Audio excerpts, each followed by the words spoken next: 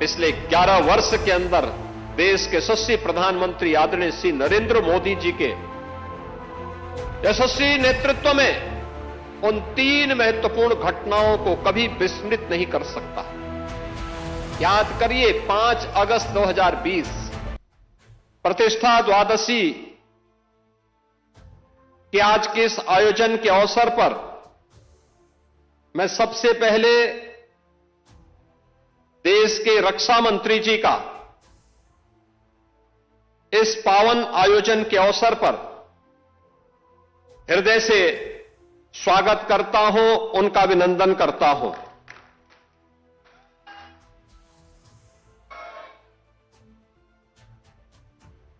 माननीय रक्षा मंत्री जी ने उत्तर प्रदेश के मुख्यमंत्री के रूप में कार्य करते हुए भी और उत्तर प्रदेश सरकार और संगठन के विभिन्न दायित्वों का निर्वहन करते हुए श्री राम जन्मभूमि आंदोलन में उनकी प्रत्यक्ष भूमिका रही है और इसीलिए आज 500 वर्षों के बाद श्री राम जन्मभूमि पर प्रभु रामलला का विराजमान होना, मंदिर का यह भव्य स्वरूप देख करके वह अत्यंत अभिभूत हैं, आनंद की अनुभूति कर रहे हैं, गौरव की अनुभूति कर रहे हैं। और चूंकि उन्होंने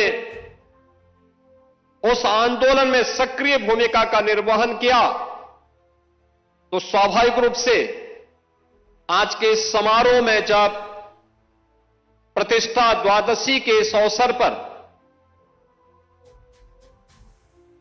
माता अन्नपूर्णा के मंदिर में सनातन धर्म की ध्वजा का आरोहण का कार्य वह कर रहे थे, तो उन्हें मैंने अत्यंत भावुक होते हुए भी देखा है। मैं इस अवसर पर उनकी उपस्थिति के लिए उनका उत्तर प्रदेश सरकार की ओर से और उत्तर प्रदेश के वासियों की ओर से, उत्तर प्रदेश की जनता जनार्दन और सेवी राम भक्तों की ओर से हृदय से अभिनंदन करता हूं। बहनों और भाइयों, स्वतंत्र भारत के बाद श्री राम जन्मभूमि आंदोलन के अनेक पड़ाव अयोध्या ने देखे हैं। अयोध्या जिसके नाम से यह एहसास होता है कि यहां कभी युद्ध नहीं हुआ, यानी कोई भी दुश्मन यहां के शौर्य से, यहां के वैभव से, यहां के पराक्रम के सामने कभी टिक नहीं पाया। लेकिन कुछ लोगों ने अपने निहित स्वार्थ से, मजहबी जनून और सत्ता की तुष्टीकरण की उस निकृष्टता में पड़ करके अयोध्या को भी उपद्रव और संघर्ष का एक अड्डा बना दिया था। वही अयोध्या पिछले 11 वर्ष के अंदर देश के यशस्वी प्रधानमंत्री आदरणीय श्री नरेंद्र मोदी जी के यशस्वी नेतृत्व में उन 3 महत्वपूर्ण घटनाओं को कभी विस्मृत नहीं कर सकता। याद करिए, 5 अगस्त 2020 जब पहली बार स्वतंत्र भारत में देश का कोई प्रधानमंत्री स्वयं अयोध्या धाम में पधारे और उन्होंने अपने कर कमलों से 500 वर्षों के कलंक को पूरी तरह समाप्त करते हुए श्री राम जन्मभूमि के लिए मूर्ति भूमि पूजन के कार्यक्रम को संपन्न किया था। दूसरी तिथि जब 22 जनवरी 2024 को, और हिंदू पंचांग के अनुसार कहें तो पौष शुक्ल द्वादशी की वह पवित्र तिथि, जब स्वयं फिर आदरणीय प्रधानमंत्री जी अयोध्या धाम पधारे और उन्होंने श्री राम लला के भव्य मूर्ति की प्राण प्रतिष्ठा के कार्यक्रम को अपने कर कमलों से संपन्न किया।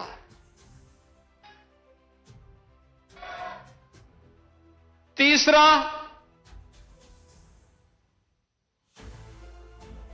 जब अभी 25 नवंबर को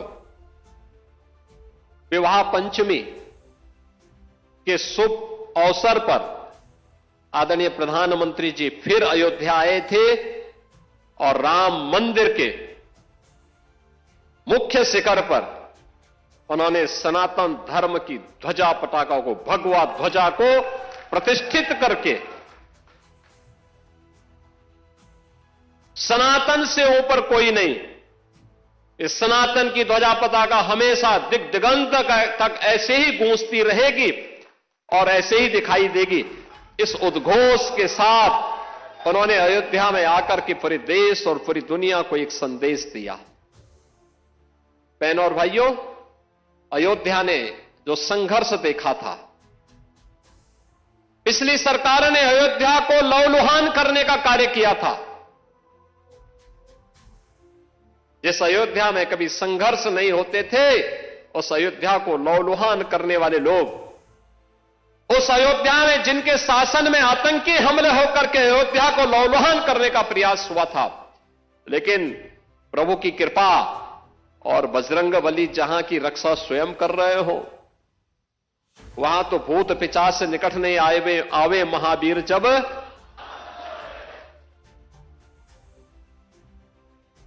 हनुमानगढ़ी में भगवान यानी हनुमान जी महाराज स्वयं विराजमान है। कैसे कोई आतंकी यहां घुस जाता? जैसे ही उन्होंने दुस्साहस किया था 2005 में, याद करिए कैसे पीएसी के जवानों ने ठक ठक ठक ठक करके वहीं पे उनको मार गिराया।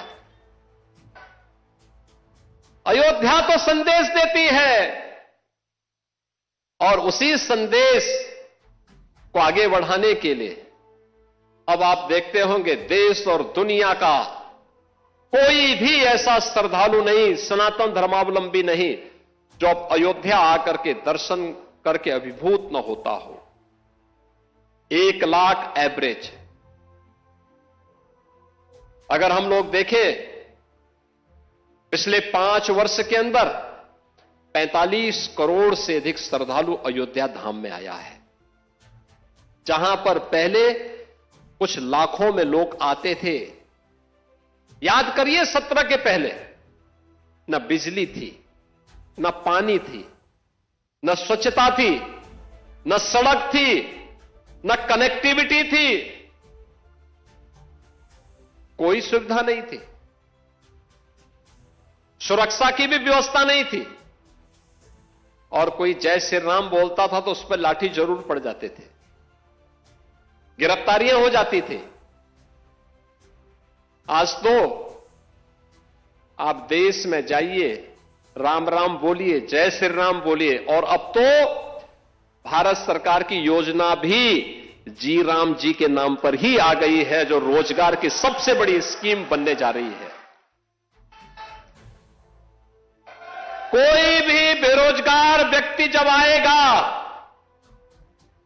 और कहेगा कि मुझे रोजगार चाहिए अपनी ग्राम पंचायत में, साल में 125 दिन का रोजगार की गारंटी उसको उसके गांव में मिल जाएगी, तो जी राम जी हो गया। बहनों और भाइयों, अयोध्या आज दुनिया की पहली सोलर सिटी, भारत की पहली सोलर सिटी के रूप में अयोध्या आ गई है। सूर्यवंश की राजधानी, पहली सोलर सिटी। अयोध्या में अंतर्राष्ट्रीय एयरपोर्ट महर्षि वाल्मीकि के नाम पर। रेलवे की डबल लाइन के साथ अयोध्या नाम जुड़ गया है। बेहतरीन कनेक्टिविटी अयोध्या का, लखनऊ से, गोरखपुर से, प्रयागराज से, काशी से, हर ओर से। अब अयोध्या में क्या नहीं है? जिस अयोध्या में सिंगल लेन की सड़कें थी, आज चारों ओर से 4 लेन की सड़कें। और कोई भी श्रद्धालु आता है, किसी भी सीजन में आए, आराम से दर्शन करता है, अभिभूत होकर के, मस्त होकर के फिर जाता है, अभिभूत होता है। और हमारी पीढ़ी सचमुच सौभाग्यशाली है। कई पीढ़ियां, 500 वर्षों के इतिहास को जब हम देखते हैं, 500 वर्षों के इतिहास को जब हम देखते हैं, याद करिए 1526 से लेकर के 1528 से लेकर के 1992 तक और 1992 से लेकर के उसके उपरांत भी अयोध्या में हर 20-25 वर्ष के अंदर कोई ना कोई बड़ा संघर्ष राम भक्त करता था राम मंदिर को वापस लेने के लिए।